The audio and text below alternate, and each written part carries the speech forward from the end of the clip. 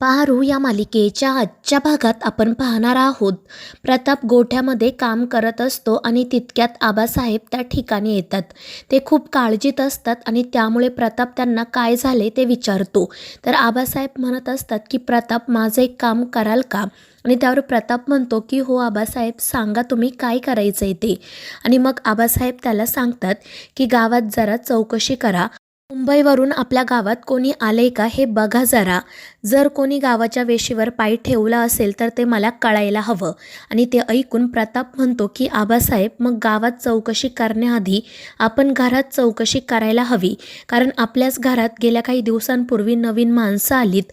मात्र आबासाहेब म्हणतात की प्रताप, ते लोक तुम्हाला मुंबईवरून आल्यासारखे वाटतात का? नाही ना. आणि खरं तर गेल्या अनेक दिवसांपासून ते आपल्यासोबत राहत आहेत. माझा त्यांच्यावर पूर्ण विश्वास आहे. त्यामुळे तुम्ही गावातच चौकशी करा. त्या नागिनीची पिल्लं मला आपल्या घरातच काय, तर आपल्या गावात सुद्धा नको आहेत. आणि त्यावर प्रताप देखील हो म्हणतो. तर आबासाहेब त्याला सांगतात की मी सुद्धा आज तालुक्याच्या गावी जाणार आहे. तिथे मी देखील चौकशी करतो. आणि मग ते तालुक्याच्या गावी जाण्यासाठी निघतात. तर दुसरीकडे आदित्य, प्रीतम, पारू आणि प्रिया फिरायला जाण्यासाठी घराबाहेर पडतच असतात. पण तितक्यात आबासाहेब त्या ठिकाणी येतात. ते अजूनपर्यंत तालुक्याच्या गावी गेलेले नसतात आणि त्यांना समोर बघून हे चौघेजण खूप घाबरतात. तर आबासाहेब त्यांना विचारतात की कुठे निघालात तुम्ही? आणि त्यावर प्रिया सांगते की आबा, आम्ही फिरायला निघालो आहोत. आल्यापासून पारूने गाव बघितलं नाही ना, म्हणून मी तिला गाव दाखवते. आणि त्यावर आबासाहेब म्हणतात की ठीक आहे, जा तुम्ही, पण दुपारपर्यंत परत या. त्यामुळे ते सगळेजण खुश होतात. मात्र आबासाहेब प्रीतमला म्हणजेच नंदीला म्हणतात की अरे तू कुठे चाललाय? त्यांना जाऊ दे फिरायला, तू माझ्यासोबत तालुक्याच्या गावी चल, मी तुला तालुक्याचा बाजार दाखवतो. आणि ते ऐकून प्रीतमचा चेहराच पडतो.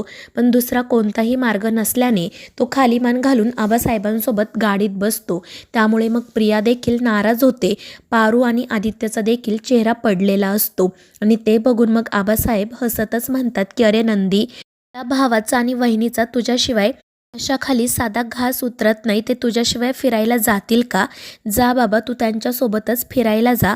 किंवा दोघा भावांच्या प्रेमामध्ये मी आडवा येणार नाही. आणि ते ऐकून प्रीतम तर खूपच खुश होतो आणि आबासाहेबांचे आभार मानत आनंदानेच गाडीतून खाली उतरतो. तर आदित्य आणि पारूसुद्धा आबासाहेबांचे आभार मानतात.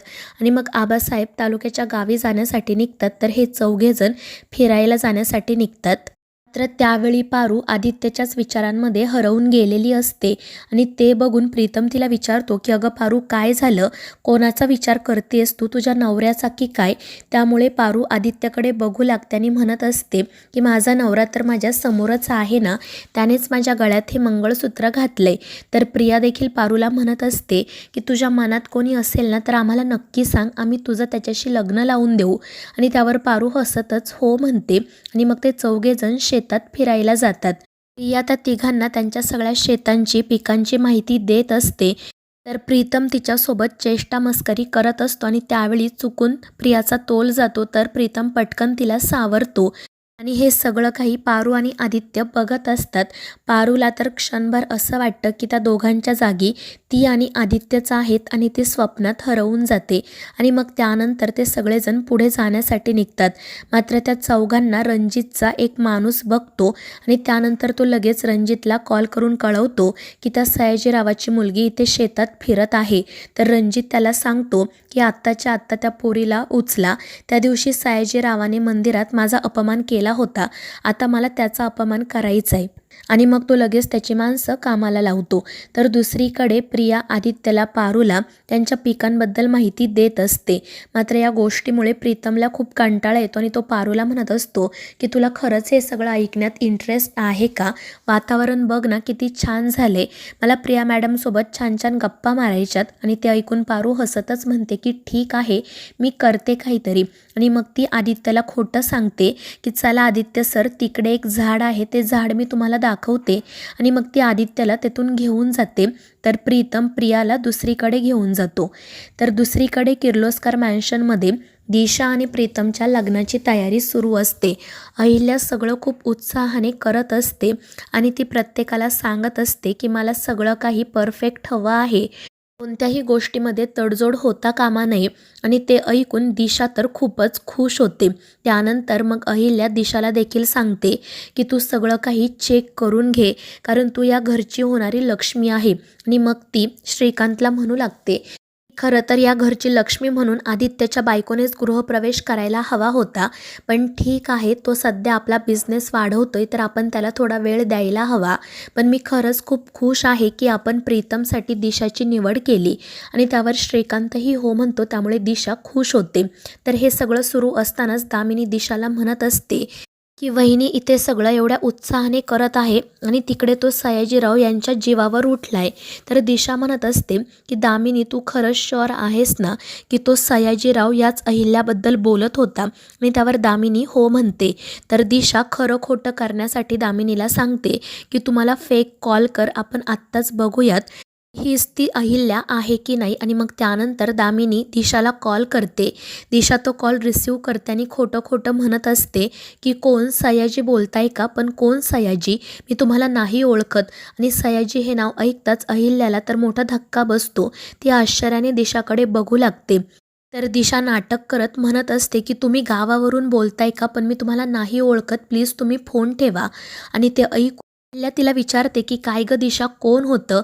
तर दिशा सांगते की सासू मॉम, तो केटरिंगवाला होता, पण तुम्हाला काय झालं, तुम्ही अशा का घाबरल्या आहात? पण त्यावर अहिल्या काहीच उत्तर देत नाही. ती दिशा आणि दामिनीला सांगते की तुम्ही प्लीज दोघी थोडा वेळ बाहेर जा. त्यामुळे त्या दोघीजणी तेथून निघून जातात. तर श्रीकांत अहिल्याला शांत व्हायला सांगतो. अहिल्या मात्र खूप घाबरलेली असते आणि तो सया दादाच असेल का असा विचार करत असते. तर इकडे दामिनी आणि दिशा अहिल्याबद्दलच बोलत असतात. दिशा दामिनीला म्हणत असते की तुझा डाऊट अगदी खरा होता, ही तीच अहिल्या आहे. पण त्या सयाजीमध्ये आणि सासू मॉममध्ये नेमकं काय कनेक्शन असेल, या दोघांमध्ये काय दुश्मनी असेल? तर दामिनी म्हणत असते की तेच तर आपल्याला शोधून काढायचं आहे. तर दिशा म्हणत असते की ती प्रिया सयाजीची मुलगी आहे आणि प्रीतम, पारू आणि तो आदित्यसुद्धा त्या ठिकाणीच असणार याची मला खात्री आहे. आणि त्यावर दामिनीसुद्धा हो म्हणते. तर दुसरीकडे प्रीतम आणि प्रिया शेतात फिरत असतात आणि त्यावेळी प्रीतम प्रियाच्या जवळ जाण्याचा प्रयत्न करतो, मात्र ती त्याच्यापासून दूर पळते. त्यामुळे मग प्रीतम तिला स्टॅच्यू करून एका जागी थांबायला लावतो आणि मग तो प्रियाची गंमत करत तिला म्हणतो की जेव्हा तुम्ही मला सांगाल ना की तुमचं माझ्यावर किती प्रेम आहे, तेव्हाच मी ओव्हर म्हणेल. आणि ते ऐकून प्रिया म्हणते की ठीक आहे. आणि मग ती प्रीतमला विचारते की तुम्ही लग्नानंतर सुद्धा माझ्यावर एवढंच प्रेम कराल ना? तर प्रीतम हसतच म्हणतो की एवढंच काय, यापेक्षा खूप जास्त करेल. आणि ते ऐकून प्रिया खुश होते आणि मग ती प्रीतमला तिचं त्याच्यावर किती प्रेम आहे ते सांगते. त्यामुळे प्रीतमसुद्धा खूप खुश होतो. पण त्या दोघांना बागेमध्ये एकत्र रणजितचा माणूस बघतो आणि लगेच त्याबद्दल रणजितला कळवतो. तर रणजित म्हणत असतो की ती सयाजीची पोरगी कोणासोबतही फिरू दे, आपल्याला त्याच्याशी घेणं देणं नाही, पण आजच्या आज तिला उचला. आज त्या सयाजीची इज्जत माझ्या पायाखाली यायलाच हवी. तर मित्रांनो, या मालिकेच्या पुढील भागांच्या अपडेटसाठी आपल्या चॅनेलला सबस्क्राईब करा.